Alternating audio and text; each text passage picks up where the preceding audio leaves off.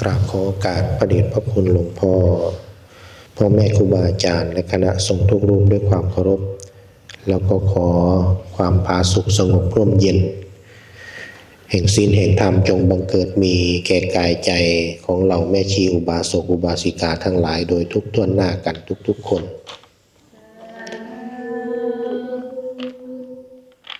อยู่ในอาการอันสงบเนาะวันนี้ก็เราได้มีโอกาสทำบุญถือเป็นการทำบุญในงานบำเพ็ญกุศลศพให้แก่แม่ชีพัชรินเป็นครั้งสุดท้ายตามธรรมเนียมประเพณีทั่วไปก็เป็นวันที่ตักบาตรเป็นวันตักบาตรถวายกองบุญกองกุศลที่เราถวายสังฆทานอุทิศตามธรรมเนียมประเพณีอย่างที่พระเดชพระคุณหลวงพ่อท่านได้เกริ่นให้พวกเราได้ยินได้ฟังแล้วก็หลังจากนี้พวกเราก็คงจะไม่ได้เห็นเมื่อวานนี้เราก็ยังน้อยเราก็ยังได้เห็นกันเลยว่าลากซากสังขารร่างกายของแม่ชีอยู่แต่ตอนนี้เราก็ไม่เห็นแล้วท่านก็แสดงสัจธรรมความจริงตรงนี้ให้พวกเรา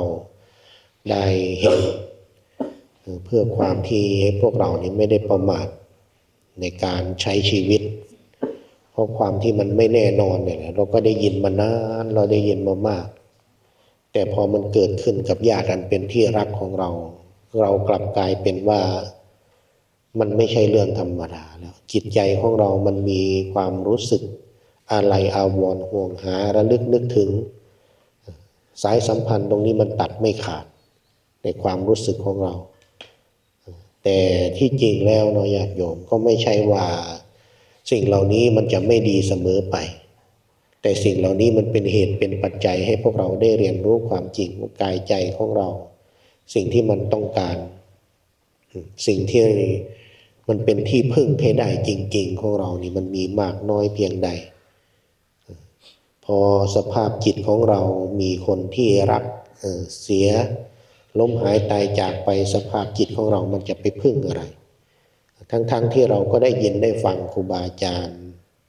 ได้แสดงธรรมมานานว่าไอ้ความตายเป็นของธรรมชาติธรรมดาเราต้องเจอความแก่ความเจ็บความตายเป็นธรรมดาแต่พอถึงสถานการณ์ที่เราประสบพบเจอจริงๆไอ้ความรู้สึกแบบนี้ไม่เหมือนเดิมแหละแม้แต่พระคุณเจ้าเองเป็นผู้ที่พูดเองนี่ก็เหมือนกันบางครั้งบางทีถ้าหากสถานการณ์แบบนั้นมันเกิดขึ้นกับเราจริงๆสภาพจิตของเราจะเป็นยังไงเพราะว่าเราไม่รู้เรายังอยู่แค่ในสนามซ้อมเรายังอยู่ในขั้นของการที่เราฝึกอยู่แต่พอสถานการณ์จริงมันจะเป็นยังไงเป็นตัวพิสูจน์เลยโยมเพราะฉะนั้นที่เรามาประพฤติปฏิบัติอย่างที่พระเดชพระคุณหลวงพ่อได้ปรารภไปเมื่อวานว่าที่พวกเราฝึกมาที่พวกเราประพฤติปฏิบัติมาสุดท้ายก็เพื่ออะไรก็เพื่อวันนี้แหละเพื่อวันที่เราสิ้นลมเนี่ยนะเราจะมีความรักษาจิตของเราให้ไปตลอดรอดฝั่งได้ไหม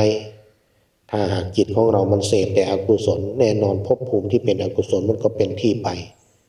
วันนี้พี่น้องลูกหลานที่ได้มาร่วมกันก็ไม่ใช่แค่การทำบุญอุทิศให้แก่แม่ชีเฉยๆเนาะที่จริงไอ้บุญที่เราอุทิศไปนี่สุดท้ายแล้วที่เราทำถึงเราจะทำเพื่อผู้อื่นถึงเราจะตั้งใจทำให้ผู้อื่นแต่สุดท้ายคนที่ได้ก็คือเราได้ก่อนเพื่อนสิ่งที่เราทำให้แม่ชีพัชรินนี่บ่งบอกถึงอะไรบางทีแม่ชีรินจะได้หรือไม่ได้เราก็ไม่รู้โดยซ้ำแต่ที่เรารู้แน่นอนก็คือเราตั้งใจทำเพื่อแม่ชีที่เราได้ก็คือได้แสดงถึงความกตัญญูของเราผู้ที่เป็นลูกเป็นหลานเพราะว่าความกตัญญูนี่เป็นเครื่องหมายของคนดีบุคคลจะดีแค่ไหนบุคคลจะเป็นคนดีในสังคมชุมชนอะไรแค่ไหนถ้าหากยังไม่เคยสร้างคุณงามความดีไม่มีความกตัญญูกับพ่อกับแม่ไม่ได้มีความกตัญญูกับผู้มีพระคุณก็ไม่ใช่คนดีเพราะว่าอะไรพื้นฐานของคนดีมันก็ต้องเริ่มจากคนที่ใกล้ตัวที่สุดนี่แหละคนที่ผูกพันที่สุดเลย ถ้าหากยังคนที่ใกล้ตัวของเรายังสร้างกุศลคุณงามความดีความกตัญญูยังไม่มีข้างนอกนี่บางครั้งบางทียากนะพระอาจารย์ดูเพราะฉะนั้นที่พวกเรามาร่วมกันก็ให้มันได้ประโยชน์สูงสุดในการที่พวกเรามาศึกษาเรียนรู้กับที่พระสงฆ์เจ้าพระเดชพระคุณหลวงพ่อครูบาอาจารย์ท่านได้พากระทำบำเพ็ญให้พวกเราได้เรียนรู้ศึกษาซึ่งพระอาจารย์ก็พูดอยู่เสมอว่าที่เรามาทำนี่ไม่ใช่งานของแม่ชีรินไม่ใช่งานของลูกหลานแม่ชีรินแต่แม่ชีรินนี่ก็เปรียบเสมือนครอบครัวของเราหมู่เฮากับเปรียบเสมือนพอเป็นแม่เป็นพี่เป็นน้องเป็นลูกหลานของแม่ชีรินคือกันชาววัดปราสาทผู้ฝ่ายของเฮานี่เราทำไปเราอย่าไปคิดว่าเราทำเพื่อผู้นั้นผู้นี้เราทำเพื่อญาติของเรามันจะมีคนอื่นไหมล่ะที่เฮาอยู่นำกันนี่บ่มีคนอื่นเด้ทั้งพระคุณเจ้าเฮาทั้งแม่ชีเฮาไม่มีคำว่าคนอื่นเราอยู่เหมือนครอบครัวเหมือนพี่เหมือนน้องครูบาอาจารย์พระเดชพระคุณหลวงพ่อท่านก็เลยพาทำนี่แหละพระอาจารย์เองก็เลยพาพวกเราทำนี่แหละไม่ได้คิดว่าเป็นของใครเป็นอะไรยังไงเพราะว่าหลายๆสิ่งหลายๆอย่างก็อย่างที่เคยบอกหลวงพ่อครูบาอาจารย์ก็เคยพูดทำไมหลวงพ่อเฮานี่อายุยังหน่อยกว่าหมู่เฮาหลายๆคนเนาะแม่นบอกไม่ใหญ่ใครอายุยังหน่อยกว่าหมู่เฮาหลายๆคนท่านสิเว้าตามทางโลกแต่ว่าทำไมถึงกล้าให้หมู่เฮากล้าด่าหมู่เฮาหยังหมู่เฮาก็เพราะว่ามีความรู้สึกเหมือนเป็นลูกศิษย์ลูกหาเป็นลูกเป็นหลานเป็นครอบเป็นครัวอยากสิให้ได้ดีในความรู้สึกของพระอาจารย์พอเราได้มีโอกาสมาศึกษาเรียนรู้ในการบริหารจัดการเหมือนกันมันก็ต้องวางจิตวางใจให้ถูกในการที่มากระทำบำเพ็ญให้เฮ็ดจังสั้นให้เฮ็ดจังสีบางครั้งบางทีพูดดีๆมันเว้าบ่ฮู้เรื่องเราก็ต้องหายแน่อย่างแน่บางทีเหมือนที่พระเดชพระคุณหลวงพ่อบอกเราจะมายุ่งยากสิมายุ่งน้ำเฮาคักปานนั้นเฮ็ดหยังก็แล้วแต่มันสิเฮ็ดทุกคนแต่ไม่ใช่อย่างนั้นหลวงพ่อครูบาอาจารย์ท่านก็พยายามพาทำโน่นนี่นั่นก็เลยเป็นรูปแบบงานแบบนี้ขึ้นมาให้เราเรียนรู้ศึกษาให้เราเห็นที่จริงครูบาอาจารย์ท่านไม่ได้มีอะไรยังพ่อพระอาจารย์ได้มาสัมผัสเองหลวงพ่อครูบาอาจารย์เพิ่นบ่ได้มีหยังมีแต่ความเมตตาพวกเรานี่แหละที่ท่านที่เพิ่นให้เพิ่นว่าเพิ่นหยังจังซี่มันพระอาจารย์เองบางทีก็ต้องแสดงบทแสดงบาทออกมาเพราะว่าอะไรบางทีมันเหมือนไม่มีอะไรจะมากระตุ้นเอาไม่ใหญ่เอาอันนี้มาตั้งเด้อเดี๋ยวโยมเบิ่งตัวนี้ให้เด้อพระคุณเจ้าลงตาไปเบิ่งตัวนั้นตัวนี้เด้อพัดลบมาแล้วเซ้อจังซี่นะแม่นบ่เพราะเว้านำดีมวนแน่ก็เซ้อมันก็เลยต้องหายแน่ตะคอกแน่ไปสั่นแต่ที่จริงในจิตใจไม่ได้มีอะไรเพราะว่าอะไรเราต้องการที่จะกระตือรือร้นอยากกระตุ้นเตือนจิตเตือนใจของเรานั่นแหละงานแต่ละงานพวกเรา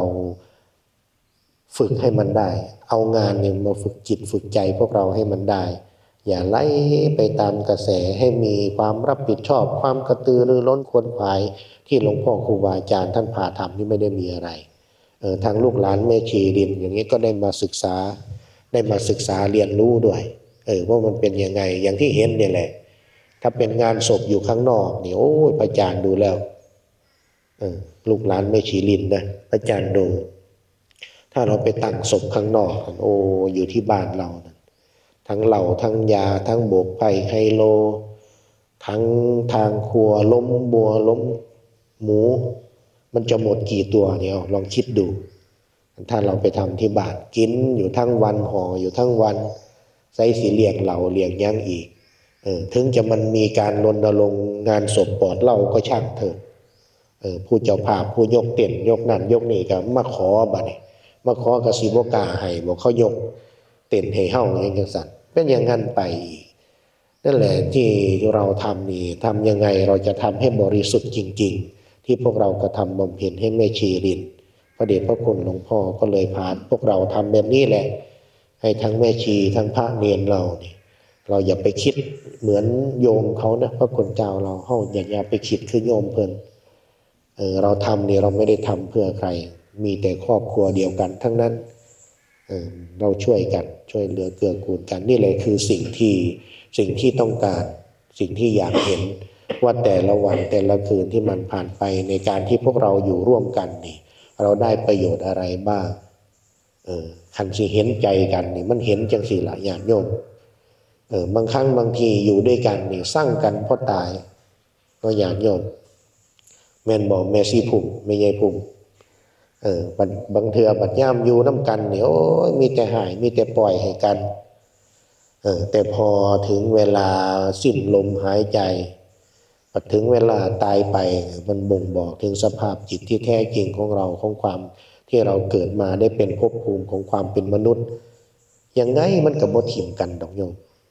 ยังไงมันก็คนเฮามันบ่ได้สัวปานนั้นพระอาจารย์ว่าคนเรามันไม่ได้หยาบกระด้างขนาดนั้นแต่ด้วยอำนาจของกิเลสตัณหา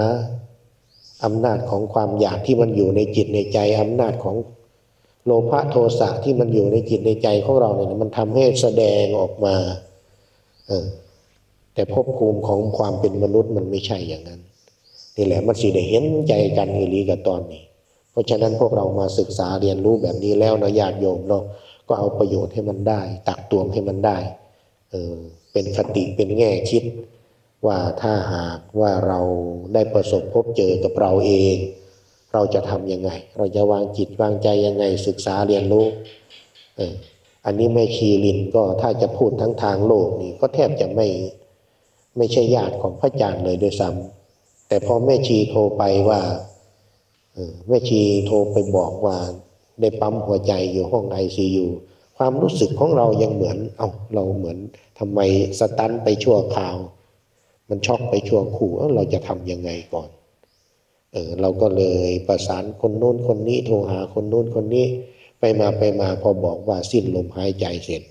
ในความรู้สึกของเรามันก็ยังมีมันก็ทำให้เราต้องเรียนรู้ศึกษามีความรู้สึกว่าเรายังต้องฝึกอีกมากถ้าหากจิตใจของเรามันยังมีความกระเพื่อมแบบนี้เราก็ดูเราก็กำหนดให้ได้ประโยชน์เด้อญาติโยมเด้อแม่ชีเฮาพระคุณเจ้าเฮาในการที่เรามาร่วมกันกระทำบำเพ็ญในการกุศลในคราวครั้งนี้เนาะก็อนุโมทนาในน้ำจิตน้ำใจของพวกเราที่ได้มาร่วมกันในการที่เราตั้งกองบุญถวายสังฆทานอุทิศเป็นกัลปนาผลหนุนส่งชีวิตดวงวิญญาณของแม่ชีพัชรินแสดงถึงความกตัญญูครั้งสุดท้ายที่เราแสดงให้แก่แม่ชีพัชรินสะดวกในครั้งนี้ก็ขอ